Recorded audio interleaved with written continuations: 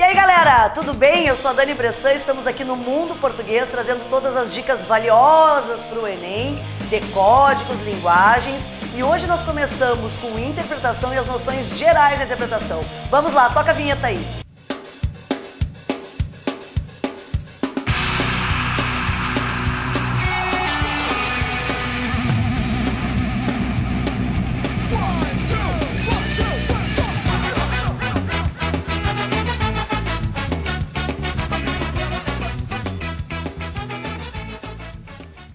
E aí pessoal, tudo bem? Estamos aqui então com as dicas, com os nossos primeiros passos sobre a interpretação e as noções gerais da interpretação. Para que serve? A maioria das pessoas pensa o seguinte: a interpretação cada um interpreta de uma maneira. Claro que não. Na prova que vocês vão fazer, exige de vocês muita concentração, leitura do enunciado e, sobretudo, o conhecimento de alguns conceitos linguísticos. E é disso que nós vamos falar daqui um pouquinho. This is so exciting!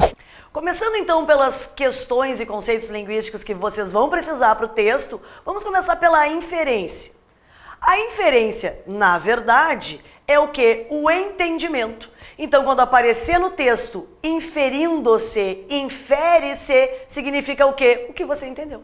Entendendo essas questões, uma delas é a inferência, podemos já partir para outras questões. Por exemplo, quando nós falamos em recursos linguísticos, recursos linguísticos são noções da linguagem, ou seja, como esse autor ou o que esse autor usou para escrever esse texto, para montar uma charge, um quadrinho, enfim.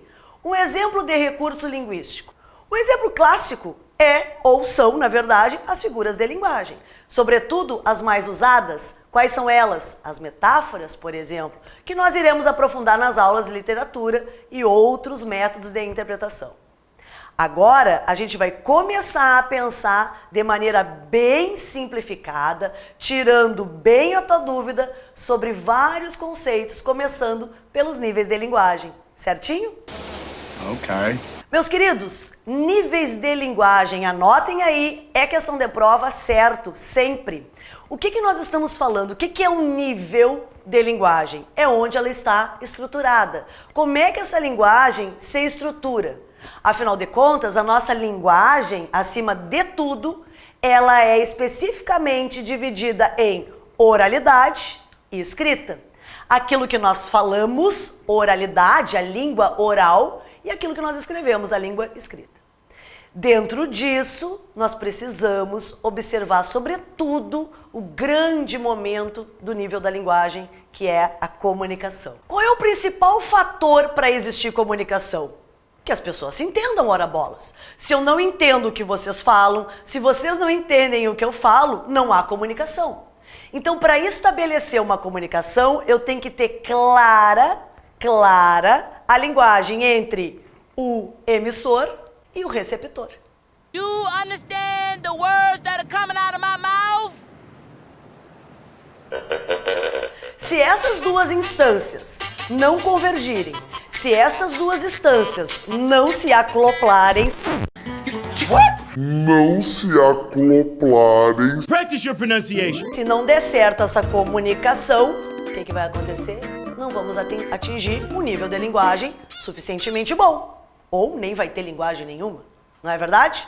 O principal fator que determina isso, a linguagem, o nível e a comunicação, qual é?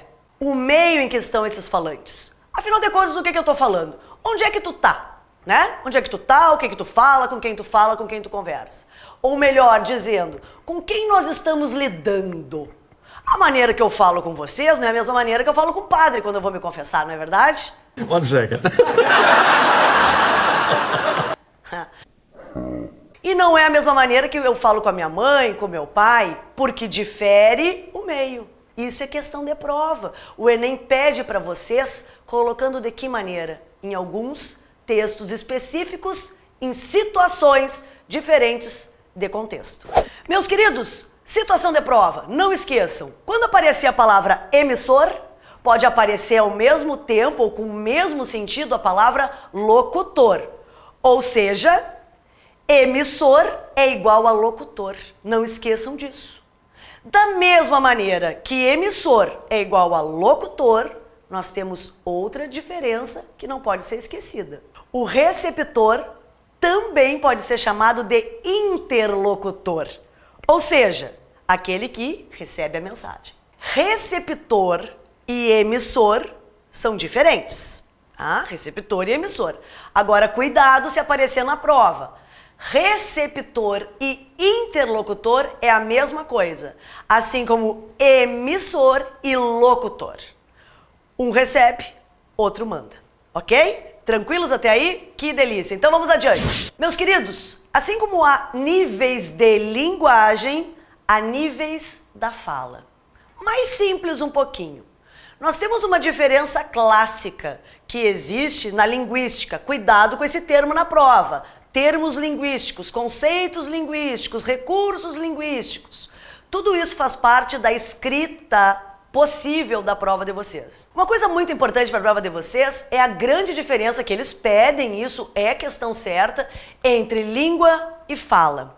A língua é uma produção social, a fala, uma produção individual. Vamos falar um pouquinho desses conceitos.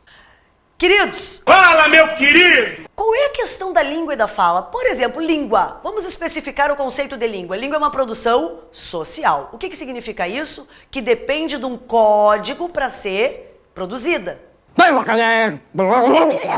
Quando nós falamos em código, nós estamos falando do nosso código. Qual é o nosso código? Que código a gente usa? Por que nós estamos nos entendendo? Que eu espero que estejamos. Mais ou menos, mais ou menos. Vamos falar a verdade mesmo, mais ou menos. Código linguístico. E qual é o nosso código? A língua portuguesa. A nossa língua é uma produção social, ou seja, faz parte da sociedade esta língua.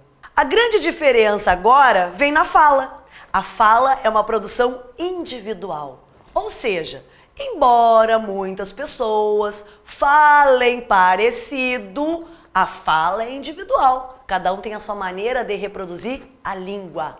A língua portuguesa é falada de várias maneiras. É por isso que muitas vezes a gente sai do nosso ambiente e encontra pessoas falando até parece uma língua diferente. Na verdade, não é uma língua diferente, é a maneira de falar, o que nós vamos chamar de variantes. Variantes linguísticas de acordo com os dialetos, os falares que nós temos. E o Brasil tá cheio deles, não é verdade? Mas que barbaridade! Quando nós falamos em dialetos, em falares, nós estamos falando também das regiões, dos meios em que esses dialetos e falares e variações estão sendo produzidas. Por exemplo, aqui onde nós estamos, nós falamos mandioca. Talvez quem esteja lá no Nordeste não sabe o que é mandioca, porque aí no Nordeste a gente chama de macaxeira. E tem algumas regiões do Brasil que ainda falam aipim. Tu vê que interessante? É interessante. Isso é a fala. Isso é o processo individual. Isso são as variantes linguísticas. O principal fator da prova de vocês não é que eles vão perguntar se macaxeira é no Nordeste, aipim é no Norte, enfim. Ninguém vai pedir isso para vocês. O que eles vão colocar na prova, podem anotar, é um texto em que os falares diferentes parecem errados. Professora, falar macaxeira é errado? Não. Falar caipira é errado? Não. Falar gaúcho é errado? Não. São falares que são diferentes. Anotem, são variantes linguísticas. Não é errado, é diferente. Cuidado com esse tipo de questão. Esses dois níveis da fala, então, volto a repetir, estamos falando do quê? Da língua e da fala. Língua social e fala individual. Questão do Enem? Certo, não tem como não cair. Pode anotar, até dou 10 pilas se não cair uma questão como essa. Tá certo? E vamos aí agora falar de uma questão bem importante e que geralmente os alunos caem nas pegadinhas que a prova pode trazer para nós. Tá certo?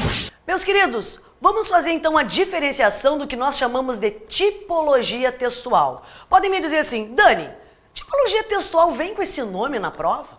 Eu nunca vi esse nome na prova. Queridões, assim, pode vir tipologia textual, pode vir tipos de texto, marcas textuais, marcas linguísticas. O que marca o texto? O que determina que um texto é assim?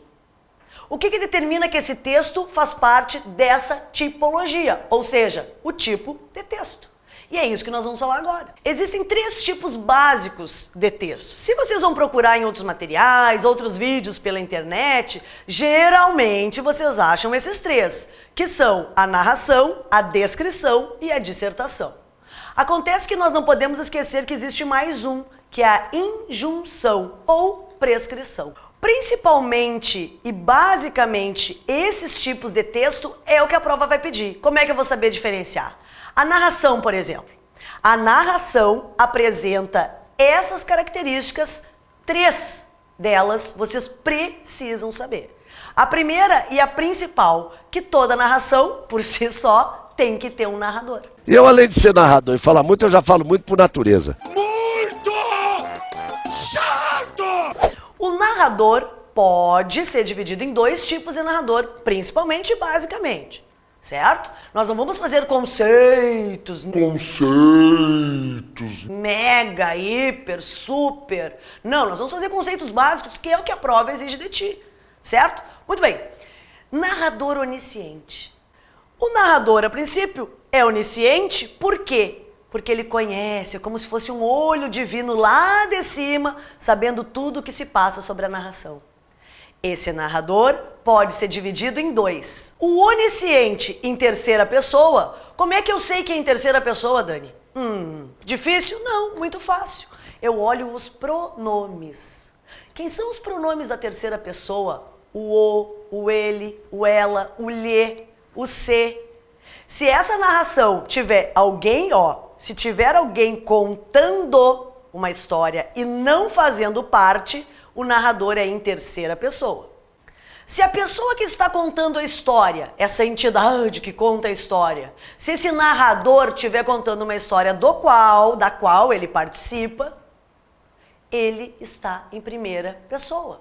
Como é que eu sei? Porque os verbos e os pronomes estarão em primeira pessoa. Outro princípio claro de narrativa que vocês vão enxergar é o viés de tempo, espaço, características das personagens. Então, uma narração, além desse narrador que nós já falamos, tem também personagens, um espaço, que é um cenário, que é uma ambientação, e um tempo em que isso está ocorrendo. Além disso, não podemos nos esquecer, anotem aí a grande palavra do momento da prova de vocês, predomínio. Mas Dani, por que tu tá falando de predomínio? Eu tô falando de predomínio porque nem sempre um texto tem só um tipo. Nem sempre um texto é classificado só dentro de uma tipologia. Vamos dizer um exemplo. Narração tem narrador. Narração é historinha. Narração é alguém contando alguma coisa. Ou sobre alguém ou sobre si. Se a narração for sobre alguém, uma terceira pessoa, o narrador onisciente está em terceira pessoa. Se o narrador onisciente conta a história, sua história, conta a própria história, o narrador é em primeira pessoa. Se é sobre alguém, em terceira. Se é sobre si, em primeira. Esse narrador em primeira pessoa, não esqueçam, é chamado de narrador personagem. Não é evidente? Por que ele é narrador personagem? Porque além de narrar, faz parte da história que narra. Muito bem. Junto com isso, nós temos um outro tipo, frequente em provas de Enem, a descrição. Princípio básico da descrição, o uso de adjetivos. Dani, eu não me lembro do adjetivo. O que é o adjetivo? O adjetivo é essa classe gramatical que qualifica, determina e, sobretudo, especifica algumas palavras. Vamos pensar o seguinte. Dentro da descrição, eu posso ser objetiva, quando eu vou descrever objetivamente, e subjetiva, subjetivamente. Mas o que significa isso? Eu não estou entendendo nada. Okay, I'm confused. A descrição objetiva é aquela descrição em que todo mundo enxerga, todo mundo, né, que exagero, mas que nós enxergamos, a maioria das pessoas enxerga da mesma maneira, esse é o objetivo. Se eu tenho um vaso, por exemplo, um vaso de barro, um vaso para colocar flores, não é um vaso sanitário, um vaso para colocar flores, e fizer uma descrição objetiva desse vaso, seria como? Olha lá um vaso. É um vaso. De barro, marrom, deu. Acabou. E se objetivo? Eu não estou colocando a minha impressão no vaso, eu estou sendo objetiva na descrição. Como seria o contrário disso? O contrário da descrição objetiva é a subjetiva. Já anotem aí, a palavra subjetiva vem de sujeito, ou seja, individualmente, subjetivamente, eu determino como é que aquele vaso é. Aquele vaso da descrição objetiva, que era só marrom, de barro, um vaso para colocar flores, na descrição subjetiva ele ganha outro aspecto. Na descrição subjetiva, ele vai ganhar as minhas impressões. And the Oscar goes to... Um vaso marrom com florezinhas, todo detalhado, que vaso lindo! E essa onda de adjetivos torna a descrição mais subjetiva ainda. Para falar de uma maneira bem simples e bem básica, descrição objetiva não tem muito valor pessoal, não tem muita opinião de quem está falando. Já a subjetiva é a minha opinião muito evidente e pessoal daquilo que está sendo descrito. Queridos, há uma diferença que eu vejo o pessoal reinando pelos Facebooks da vida, pelas internets da vida. Dani, qual é a diferença então entre narração e descrição? Meus queridos, uma notícia triste para vocês. Não tem uma diferença. Na verdade, existe uma predominância. Então vamos pensar o seguinte. Pensem comigo. Um texto narrativo. Se neste texto narrativo eu tiver uma personagem, uma mulher, caminhando com um vestido vermelho, esvoaçante, bem maquiada, eu não estou descrevendo essa personagem? Sim ou não? Verdadeiro ou falso? Tempo?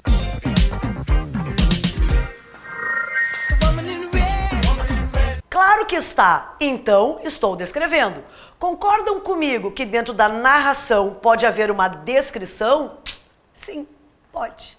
Então não é que o texto é só isso ou só aquilo. O texto tem predomínios de tipologia. Dentro de uma narração pode haver a descrição. Muito bem, meus queridos. Além da questão da narração e da descrição, questão certa de prova, o tipo de texto qual é? Dissertação. Como é que eu sei que eu estou frente a um tipo de texto dissertativo? Primeiro lugar, nós não podemos esquecer de uma coisa. Narração é narrar, descrição é descrever. E dissertar é o quê? Sobretudo, argumentar ou expor. Esse texto dissertativo, geralmente, não estou dizendo que é sempre, mas geralmente 90%, ele apresenta temas, assunto, temática, sobre o quê? Sobre uma realidade, sobre um momento cotidiano, sobre relações vividas entre os seres humanos e temas que nós chamamos de universais. O que são esses temas universais? Aqueles temas os quais as pessoas conseguem conversar em todos os lugares do mundo. Por exemplo, amor, morte, violência, sucesso, caridade, sustentabilidade, fome, miséria, corrupção. São temas que nós consideramos universais e que geralmente aparecem na dissertação. Dani, então eu posso pensar assim que uma dissertação é um texto mais sério, mais real, mais voltado para a sua realidade? Sim, pode pensar, não precisa ter medo de pensar isso. Meus queridos, existem duas coisas que nós temos que cuidar na dissertação. Nem sempre a dissertação é um tipo de dissertação. Nós temos dois, a dissertação argumentativa e a expositiva. Qual é a grande diferença entre as duas?